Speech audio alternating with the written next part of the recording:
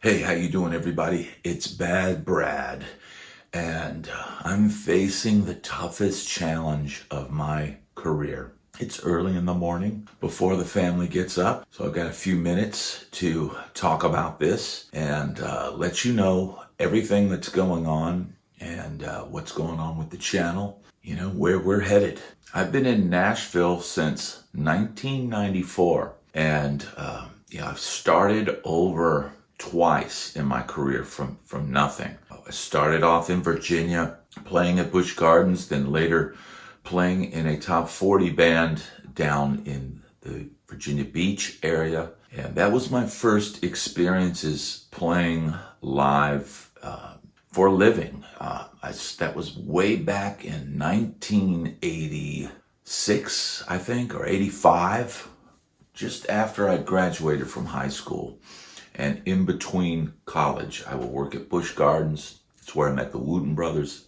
And then from there, I went out to Los Angeles around 1988, and I packed everything that I could fit in my little Mazda B2000 pickup truck and drove all the way across the country with my dad and into a terrible, terrible apartment in Hollywood that I shared with my good friend John Billings, bass player.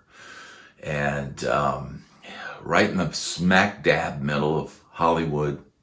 And I started off in California going to the Musicians Institute.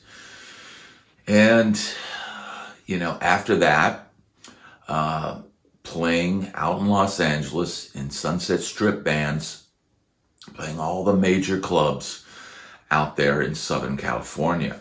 And that was a challenge, going from a small town to being able to play, But then in 1994, I knew that the Sunset Strip scene was dead.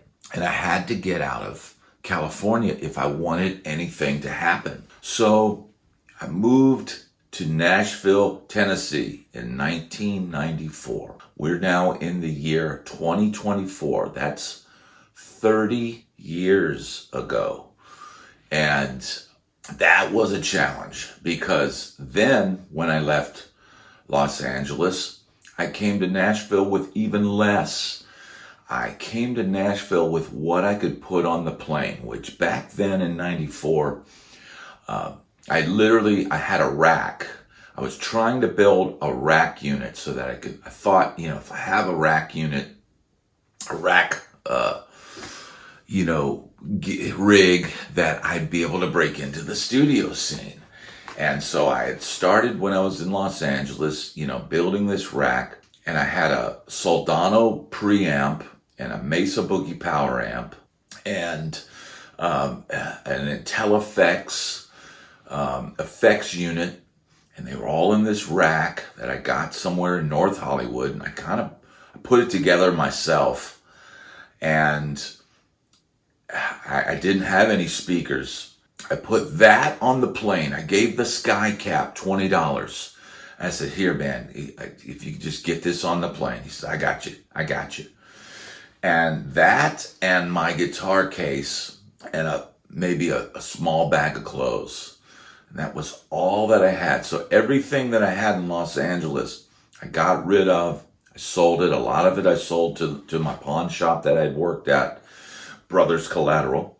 And I sold everything and moved to Nashville. And so when I got to Nashville, I bought some speakers and started playing around.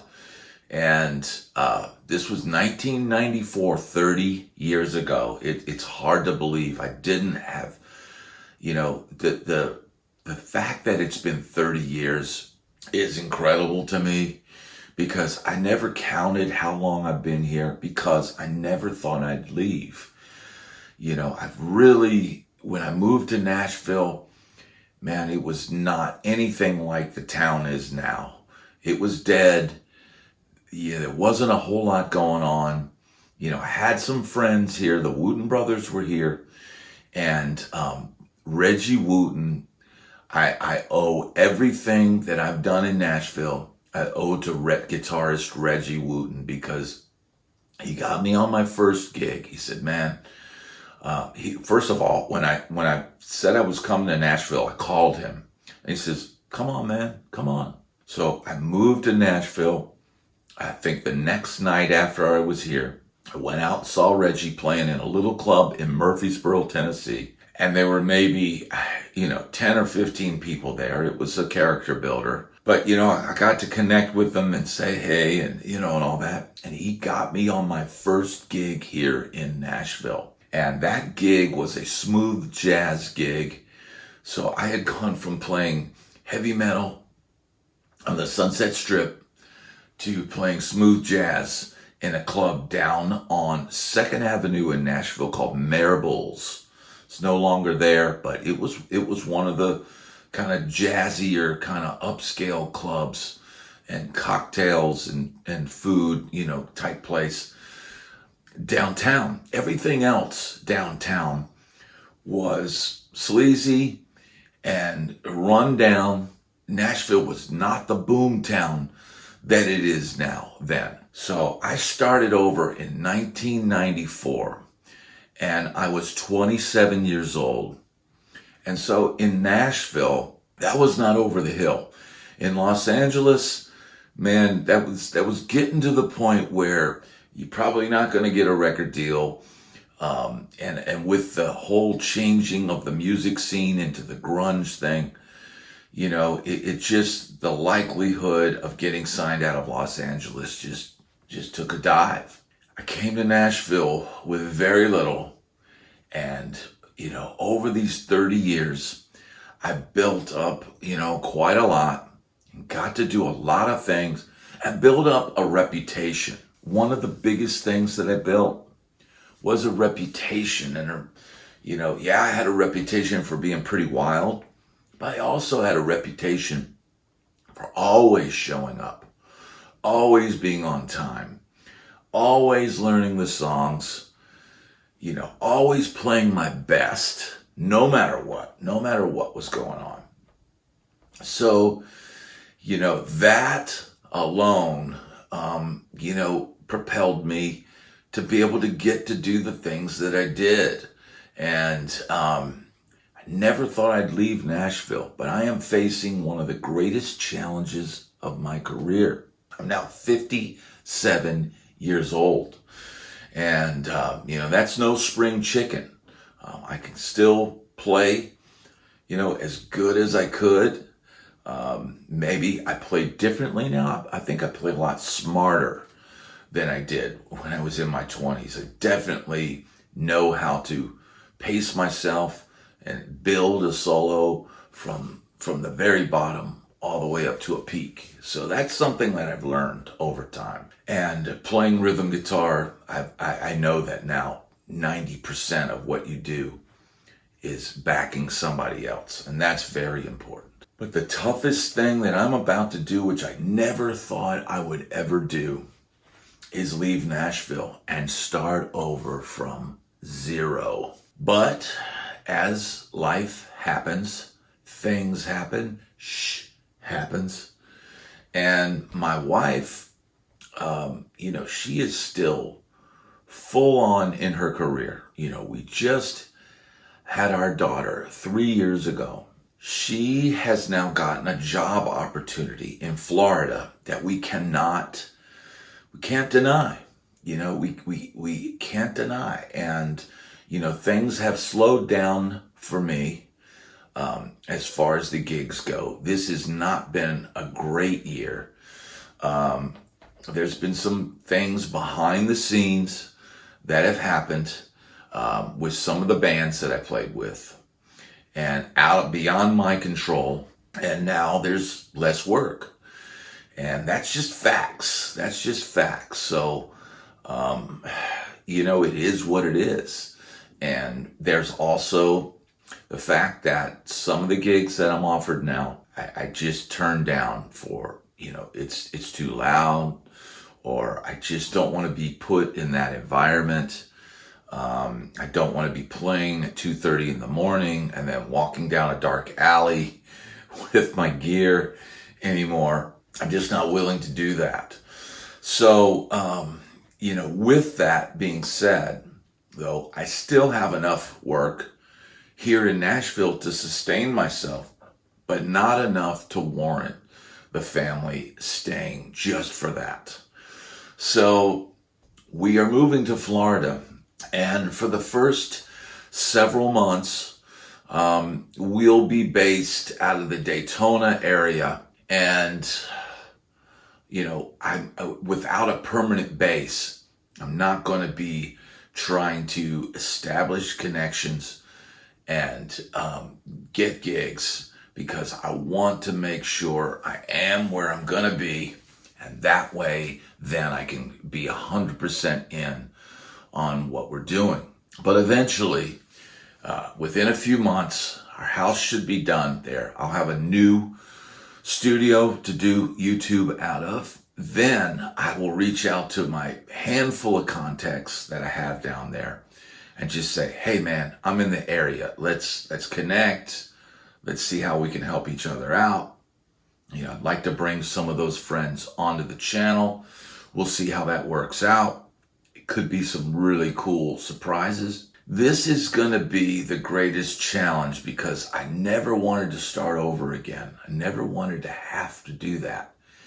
And now I'm faced with that at later years in my life.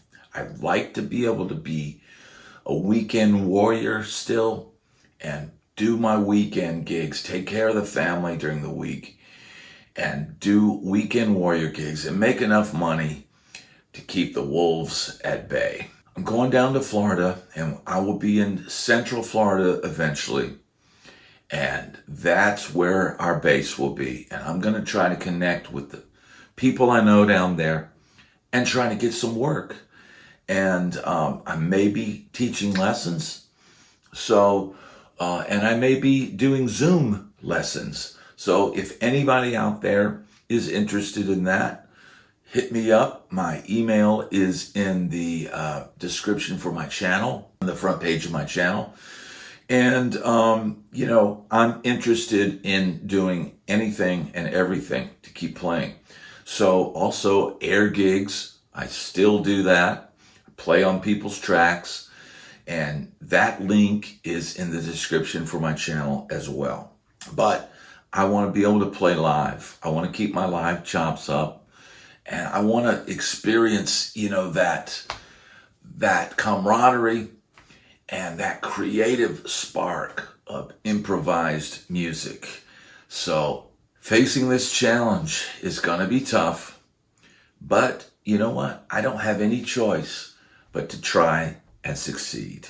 And that's all that any of us have in life, is the chance to try and succeed. So I hope this message can help you out there. In the meanwhile, my channel, I've got some videos. I've built up a stock of videos that I'll be able to release, while I'm on the road, traveling to my new destination, and enough for maybe a month of one video a week. And whether I stick to that schedule or not, I might end up releasing them way earlier than that. But I do plan on shooting content while I'm down there. But until I get down to our first location and figure out where I can do that, it'll be a little bit tricky, but it will get done. And, stay tuned to this channel, because I will be updating. I will be letting everybody know what's going on. I am going to document guitar shops in the Daytona area. So there's going to be some cool stuff coming up. Stay tuned to see if I succeed. I'd like to thank everybody for watching this video. Please hit like and subscribe. And if you can help me out by hitting the Amazon link or Sweetwater link in the video description, anything you purchase will help this channel to keep going. Because I want to keep going. I want to keep making content.